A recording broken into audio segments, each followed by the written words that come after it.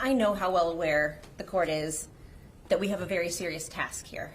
We've been here for 4 days, and at this point, we have to look critically at what we've heard and what we've seen over the last 4 days and determine if there's enough evidence by a probable cause standard that Mr. Butts committed premeditated first-degree murder.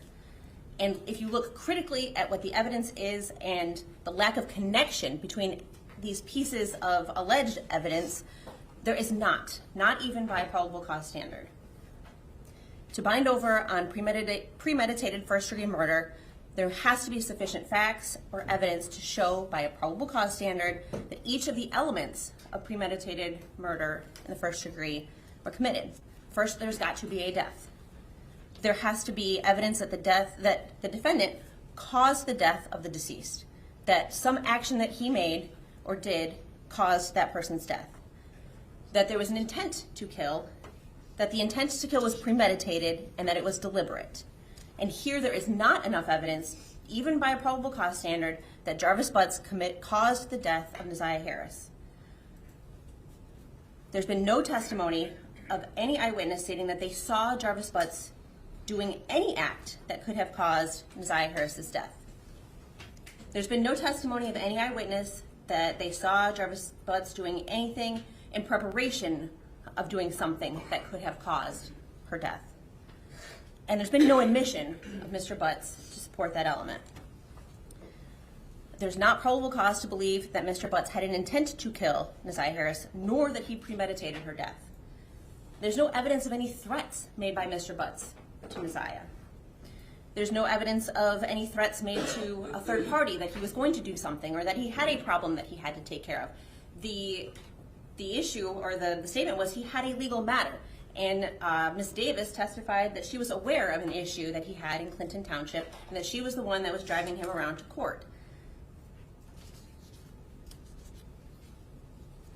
There's no testimony that he took any specific action in a deliberation to kill her, or that in killing her. There's Google searches about legal ways to abort a child, not how to kill somebody or dispose of a body. There's no evidence that he did anything related to the Google searches. There's no receipts of purchases or anything like that. And these text messages were 2 weeks after. They were, I believe, December 9th and 10th, which was, I believe, 2 weeks or 13 days from 11/27/23, which is the text message about gym class. And then there's this kind of cryptic text message in between that says, "It healed." We don't know what that means, but we don't know what Mr. Butts took that to mean. It doesn't necessarily mean that he believed she was pregnant. There's no evidence of a pregnancy.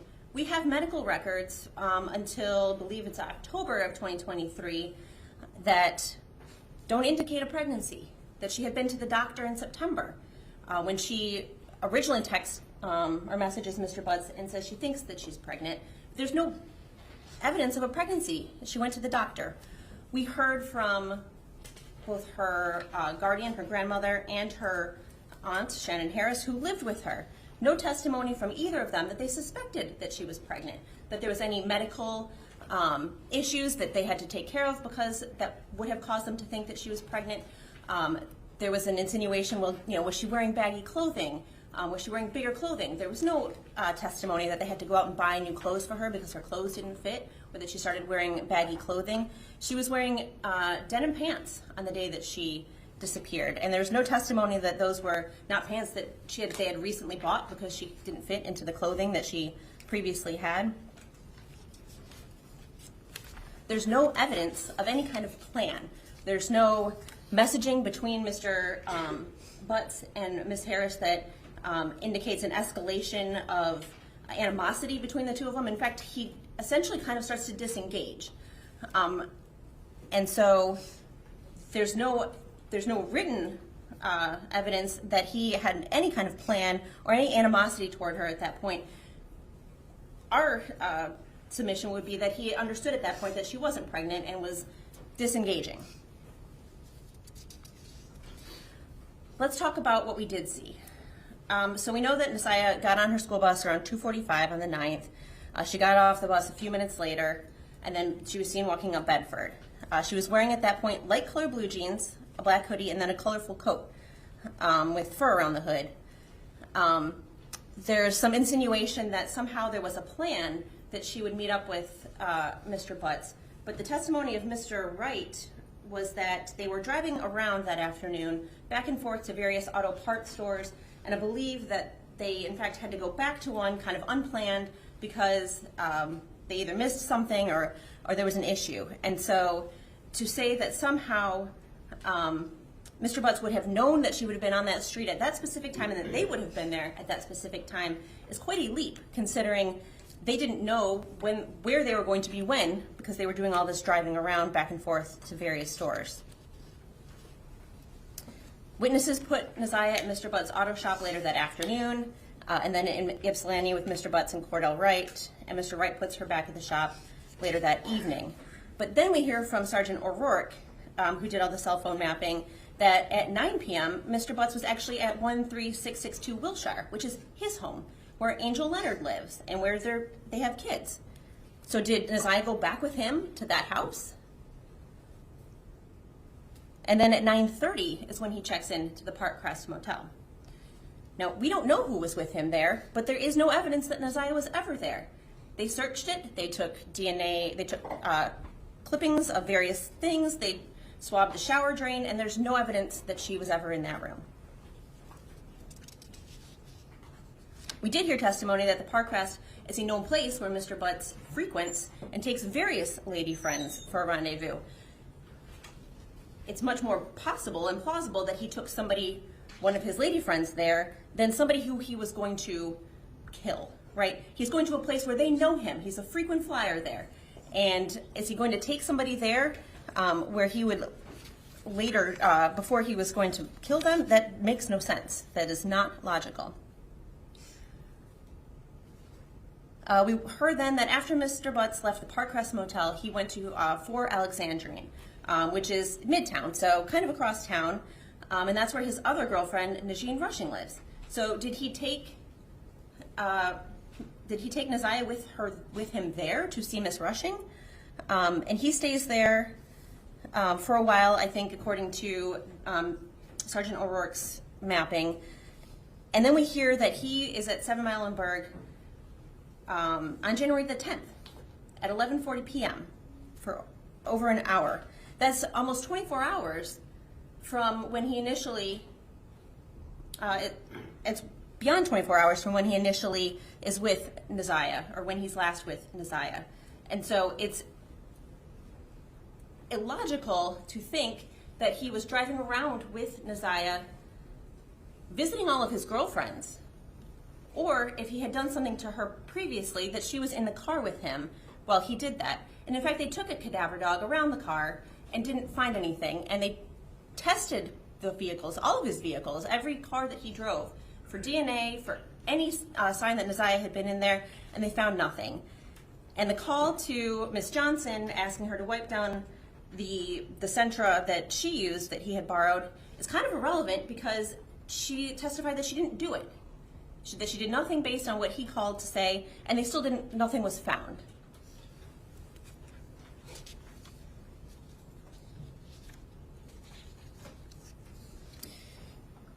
We heard about a pink jumpsuit that was found. We didn't hear any testimony that anybody saw Neziah wearing this pink jumpsuit. She's not seen wearing it in any video. I don't believe that anybody even identified it as being hers. I don't believe there was any testimony from either Annette Harris or Shannon Harris stating, yes, we recognize that pink jumpsuit, that's something that Neziah wears. When did she have it? There was one blood stain on that jumpsuit.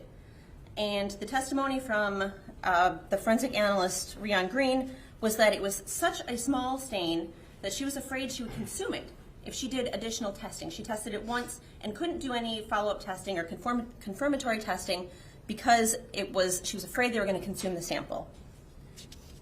There was also no statistically significant support for finding Mr. Butt's DNA on that stain sample from the pink jumpsuit. And there was no statistically significant probability that his DNA was on the jumpsuit at all, that he had had any contact with the jumpsuit. And they took a lot of swabs of that jumpsuit.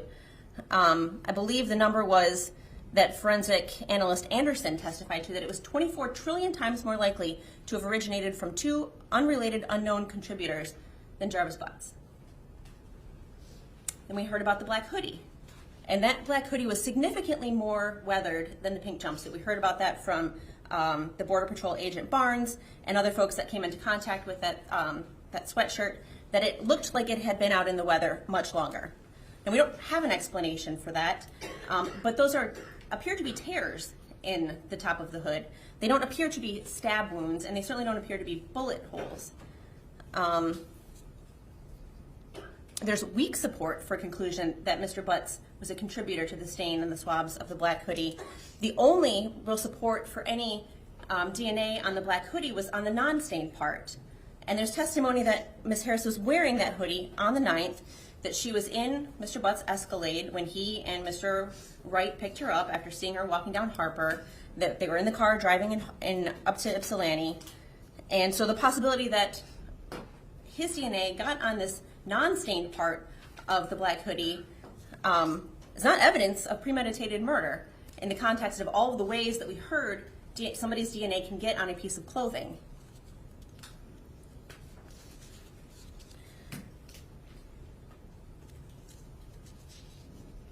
And I kind of talked about this, but we heard testimony that Mr. Butts drove both a Cadillac Escalade and a Nissan Sentra on January 9th and January 10th. There's a lot of pieces of those cars that were tested.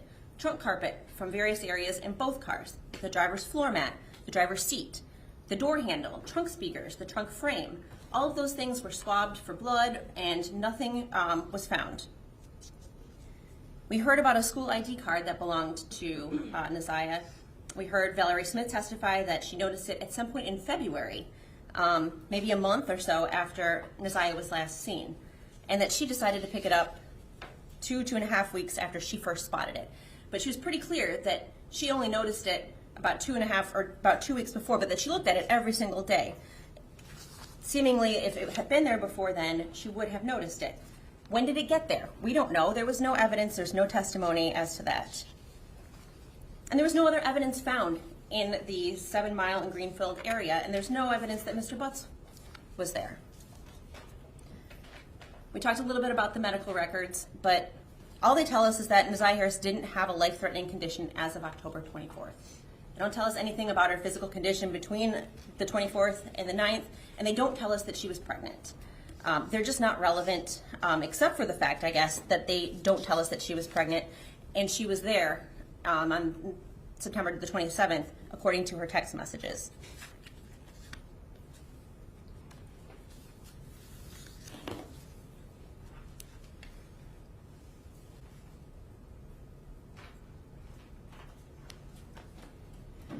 What we haven't heard in the last 3 to 4 days is anything about a murder weapon.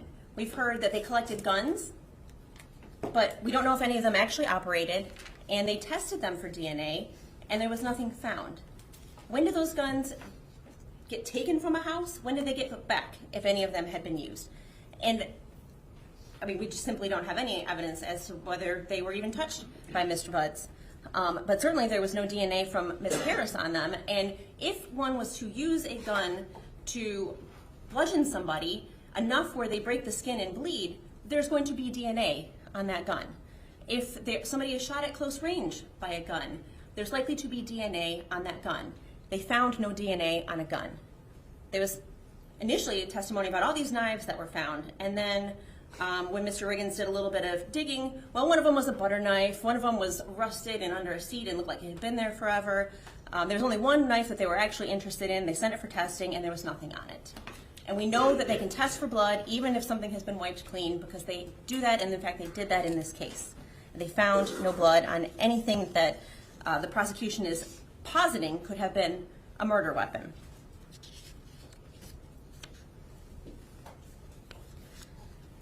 Motive is not an element of premeditated homicide. There's evidence that Mr. Butts and Neziah had a sexual relationship.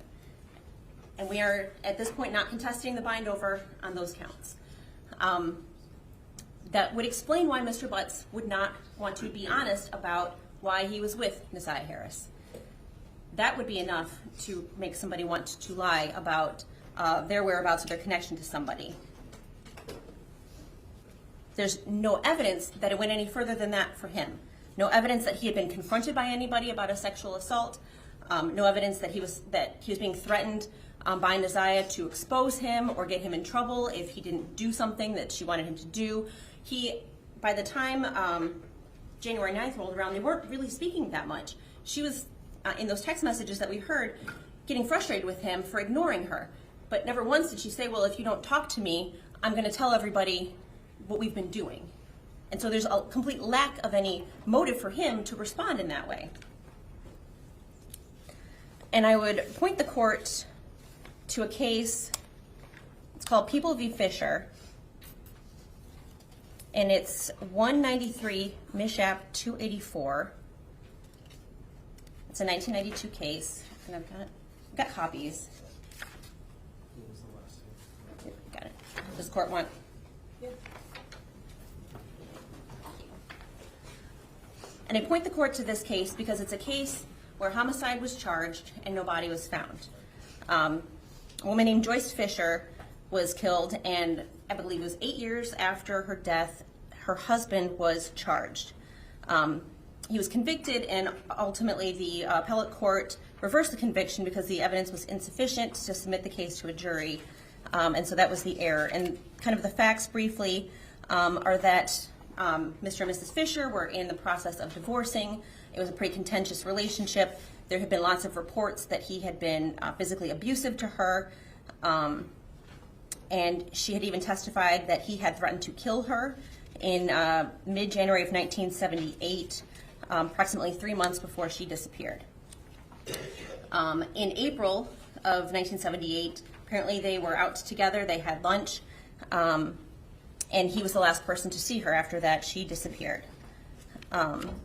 Now, there was no substantial testimony in that trial regarding her reliability, her long or short-term plans, that she had children, that she was devoted to them, and that she wouldn't have had any reason to run away or leave. And so that gave rise to an inference that she was deceased. The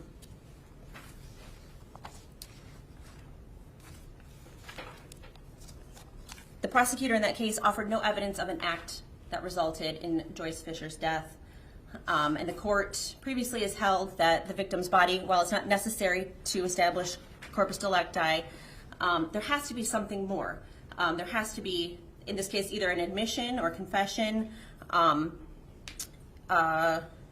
physical evidence, or some kind of witness testimony.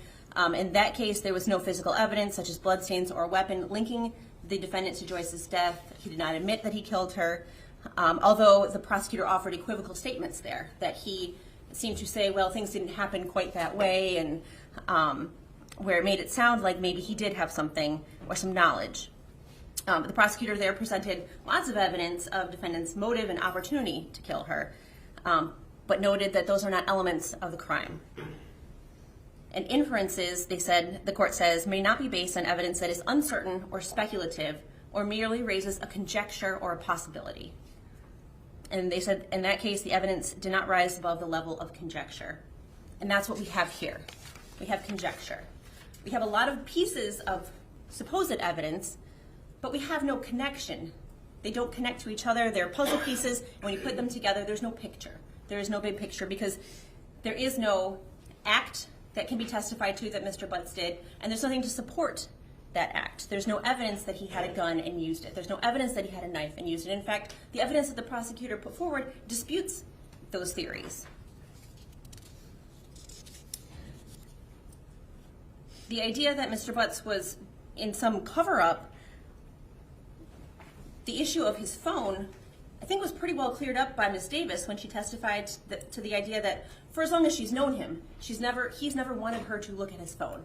And mostly because he's been dealing with who knows how many other women. And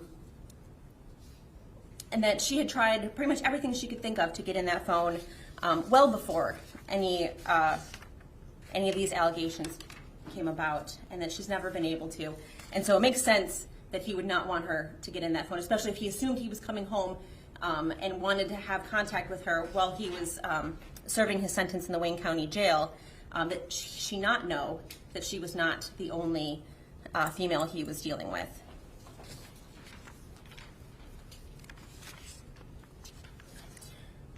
We acknowledge that probable cause is a low standard, but it isn't just limited to whether the prosecution has presented significant or sufficient evidence on each element of the offense, which we submit they have not. They also must determine that there's a reasonable ground of suspicion supported by circumstances sufficiently strong to warrant a cautious person to believe the accused is guilty. That definition of probable cause, or that characterization, comes from People v. Carter, which is 250 Mishap 510. And so you have to have both elements of the crime met, and also those elements have to be met by evidence that is sufficiently strong to believe that it is relevant, that it actually proves what it is saying that it proves.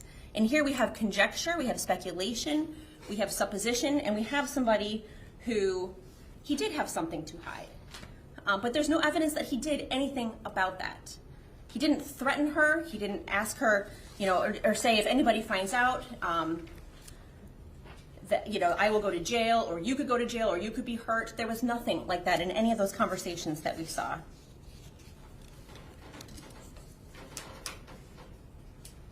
So, Your Honor, even by the relatively low standard of probable cause, we'd submit that there is insufficient evidence of both the idea that Mr. Butts did something to cause the death of Neziah Harris, and that he intended to kill her, or that intent to kill was premeditated.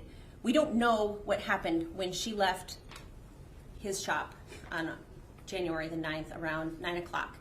But I think it's safe to say we know she didn't go to his house where Angel Leonard was. Or Angel Leonard would probably be here in court and telling us what a weird interaction she had with him, and why it was strange that he wouldn't come inside the house, or why he wouldn't let her out by the car where he was. We don't have any evidence that she went with him to the Park Crest Motel. We don't have any evidence that they were together beyond 8:30, 9 o'clock on January the 9th. And for that, we're asking the court to deny bind over on count 1, premeditated murder in the first degree. Thank you, Judge.